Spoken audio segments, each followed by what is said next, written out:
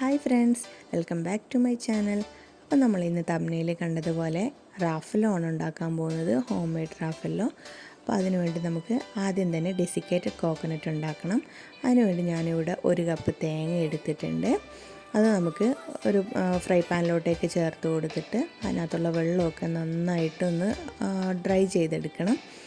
തേങ്ങ ചിരവുന്ന സമയത്ത് നമുക്ക് കാണാൻ സാധിക്കും അതിനൊരു ചെറിയൊരു ഈർപ്പമൊക്കെ ഉണ്ടാവും. അത് നമ്മൾ ഫ്രൈ പാനിലോട്ടേക്ക് ഇട്ടിട്ട് ഫ്ലെയിം ഒരു മീഡിയത്തിൽ വെച്ചിട്ട് നമുക്ക് ജസ്റ്റ് അതൊന്ന് ഡ്രൈ ചെയ്തെടുക്കാം. ഒരിക്കലും ഹൈ ഫ്ലെയിമിൽ വെച്ചിട്ട് ചെയ്യരുത്. തേങ്ങ പെട്ടെന്ന് തന്നെ ഗോൾഡൻ കളറാവും. നമുക്കതിൻ്റെ ആവശ്യമില്ല. നമുക്കത് തീ കുറച്ച് വെച്ചിട്ട് തന്നെ നന്നായിട്ട് സമയമെടുത്ത് തന്നെ നമുക്ക് അതിനകത്തുള്ള വെള്ളമൊക്കെ ഒന്ന് ഡ്രൈ ചെയ്തെടുക്കാം. അപ്പം കുട്ടീസിനൊക്കെ ഏറ്റവും ഇഷ്ടപ്പെട്ട ഒരു മിഠായി ആയിരിക്കും റാഫെല്ലോ. അത് നമുക്ക് വീട്ടിൽ തന്നെ ഉണ്ടാക്കി കൊടുക്കുമ്പോൾ അവരുടെ ഒരു സന്തോഷം കാണുമ്പോൾ നമുക്ക് സന്തോഷമല്ലേ. അപ്പോൾ നമ്മുടെ തേങ്ങയുടെ വെള്ളമൊക്കെ നന്നായി വറ്റി നല്ലൊരു സ്മെല്ല് വരാൻ തുടങ്ങിയിട്ടുണ്ട്. അപ്പോൾ നമുക്ക് നമ്മുടെ തേങ്ങയൊക്കെ ഇവിടെ നന്നായി ഡ്രൈ ആയി വന്നിട്ടുണ്ട്. കാണാൻ പറ്റുന്നില്ല, നന്നായി ഡ്രൈ ആയി വന്നിട്ടുണ്ട്. നമുക്കിനി ഫ്ലെയിം ഓഫ് ചെയ്യാം. ഇനി നമുക്കിതൊരു മിക്സി ജാറിലോട്ടേക്ക് എടുത്തിട്ട്, ഞാൻ ഏറ്റവും ചെറിയ ജാറാണ് എടുത്തേക്കുന്നത്, അതിനകത്തോട്ടേക്ക് ഇട്ടിട്ട് ജസ്റ്റ് ഒന്ന് പൊടിച്ചെടുക്കാം. അപ്പോൾ നമ്മൾ ചിരവി എടുത്തതിനകത്തല്ലേ, ഡെസിക്കേറ്റഡ് കോക്കനട്ട് എന്ന് പറഞ്ഞാൽ കുറച്ച് പൊടിയായിരിക്കുന്നത്. അപ്പോൾ നമുക്കതൊന്ന് പൊടിച്ചെടുക്കാം. വല്ലാതെ പൊടി പോലെ ആക്കി എടുക്കരുത്. ഇതുപോലെ കണ്ടില്ലേ, ഇതുപോലെ ഒന്നാക്കിയെടുത്താൽ മാത്രം മതി. ഇനി നമുക്കിതൊന്നുകൂടി ഫ്രൈ പാനിലിട്ടിട്ട് ഒന്ന് ചൂടാക്കി എടുക്കാം. ഈ സമയത്തും ഫ്ലെയിം സിമ്മിൽ തന്നെ വെച്ചാൽ മതി. ഹൈ ഫ്ലെയിമിൽ ഒരിക്കലും വെക്കരുത്. ജസ്റ്റ് നമ്മളൊന്ന് ചൂടാക്കി എടുക്കുക മാത്രമേ ചെയ്യുന്നുള്ളൂ. ഇത് നമുക്ക് നന്നായിട്ടൊന്ന് ചൂടാക്കി എടുക്കാം.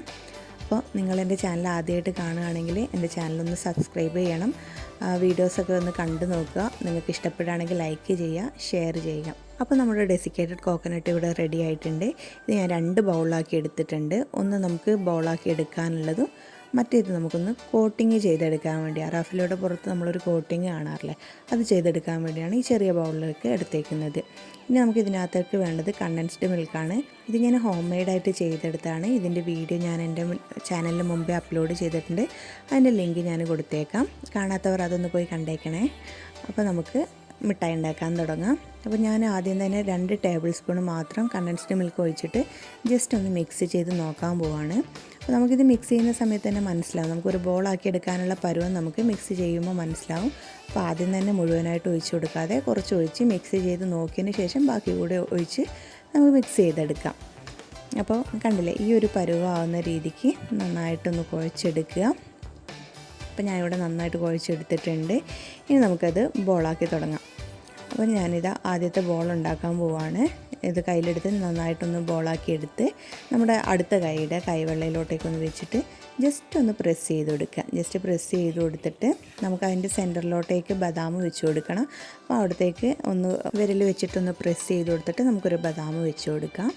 ഇനി നമുക്ക് ഈ ബദാമിനെ ഫുള്ളായിട്ടൊന്ന് കവർ ചെയ്തെടുക്കാം. ആ മിക്സിനകത്ത് നമുക്ക് ഫുള്ളായിട്ടൊന്ന് കവർ ചെയ്തെടുക്കാം. വീണ്ടും അതിനെ ഉരുട്ടിയെടുത്തിട്ട് നമുക്ക് നന്നായിട്ടൊന്ന് ഷേപ്പ് ചെയ്തെടുക്കാം. നമ്മളൊരു റാഫെല്ലോയുടെ ഷേപ്പ് അറിയാമല്ലോ, ആ ഒരു രീതിക്ക് നന്നായിട്ട് ഉരുട്ടിയെടുക്കുക. എന്നിട്ട് നമുക്കതിന് ചെറിയൊരു കോട്ടിങ് കൊടുക്കാം. അപ്പോൾ ഇത് രണ്ടാമത്തെ ഞാനിവിടെ ഉണ്ടാക്കി കഴിഞ്ഞിട്ടുണ്ട്. ഇതുപോലെ തന്നെ നമുക്ക് ബാക്കിയുള്ളതൊക്കെ ചെയ്തെടുക്കാം.